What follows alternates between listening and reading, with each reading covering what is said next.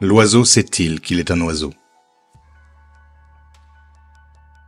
Le nom des choses, du vivant ou de l'objet, n'est qu'une aide au langage.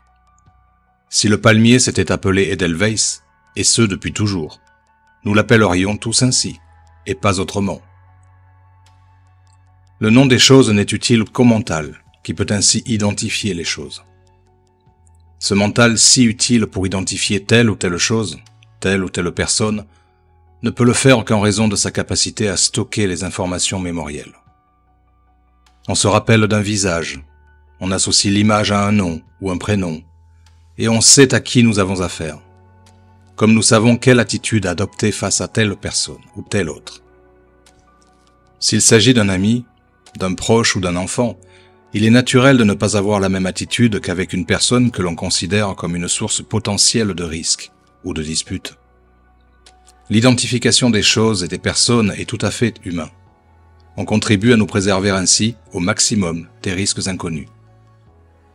L'identification aux choses ou aux situations, comme aux personnes, est une toute autre chose. La chose est l'objet, mais il ne faut pas oublier que nous pouvons également être des objets pour des personnes, dans des situations diverses. Nous pouvons également nous identifier à nos pensées, à nos émotions. Par exemple, en disant continuellement « je souffre »,« j'ai mal »,« j'ai peur » ou « je suis malheureux », Pierre s'identifie à sa souffrance. Sa souffrance est exprimée quotidiennement, elle sort de sa bouche, elle rayonne de chacune de ses cellules. Pierre devient sa souffrance, car il s'identifie à elle.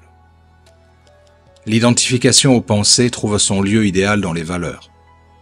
Il suffit de dire par exemple « moi je suis de gauche » ou « je suis marseillais » ou « je suis maman » ou bien d'autres choses. Les pensées de gauche n'ont de sens qu'au travers des valeurs de gauche. Ces valeurs sont celles que vous admettez comme étant les bonnes par rapport aux autres. Vous n'êtes pas ces pensées, vous ne faites qu'en accepter les valeurs, pour vous-même comme pour autrui. Vous habitez la ville de Marseille, et donc vous êtes Marseillais, vous dit votre mental ego.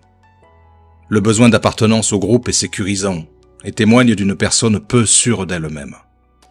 Vous habitez Marseille, mais vous n'êtes pas plus Marseillais que Français, Européen ou citoyen du monde. Vous êtes maman de 2 magnifiques enfants.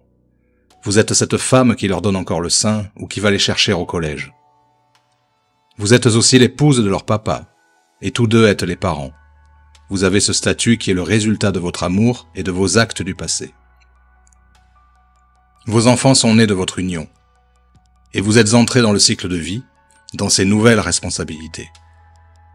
Votre réalité de maman est la somme de vos responsabilités actives et passives, mais aussi le marqueur du lien de sang dans la matière.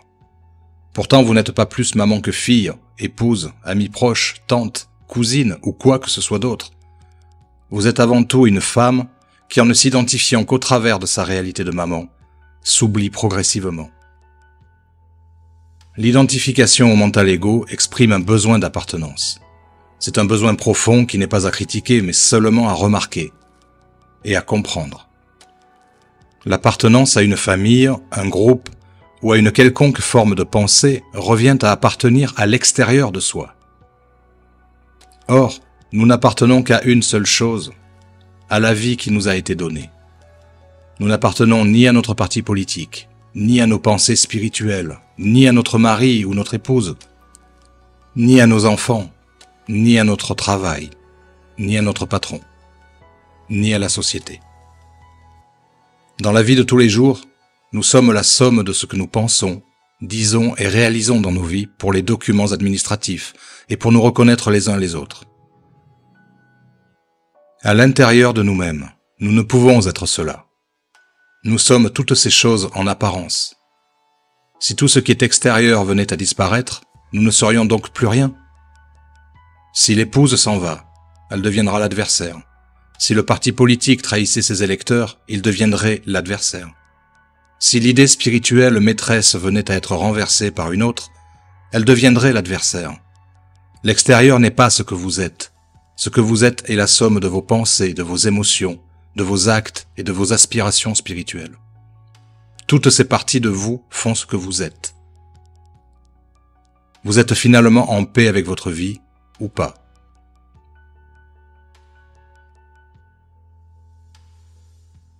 Nous revenons tous à cet état binaire de nous-mêmes. Il y a en nous plus de joie ou de tristesse. Moins nous créons de croyances, moins nous nous identifions aux choses, aux pensées ou aux personnes qui nous entourent, plus nous créons l'espace de création qui nous permet d'être nous-mêmes, sans aucun jugement, sans aucun ego et sans aucune barrière mentale.